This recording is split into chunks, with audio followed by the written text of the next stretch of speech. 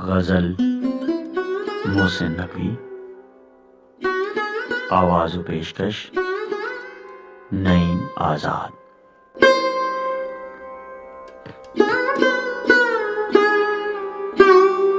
उजड़े हुए लोगों से गुरेज़ां न हुआ कर,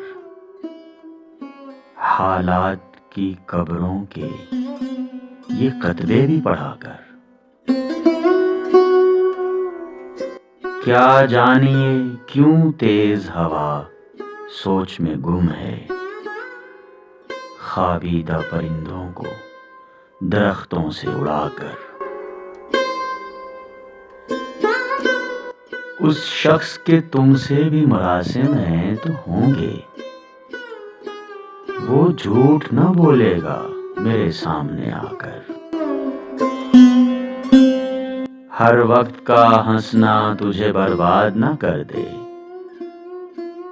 तन्हाई के लम्हों में कभी रो भी लिया कर। वो आज भी सदियों की मसाफत पे खड़ा है, ढूंढा था जिसे वक्त की दीवार गिराकर।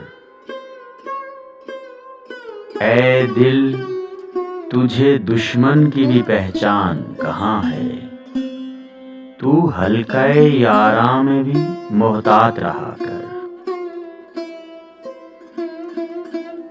इस शब के मुकद्दर में सहर ही नहीं मोहसिन,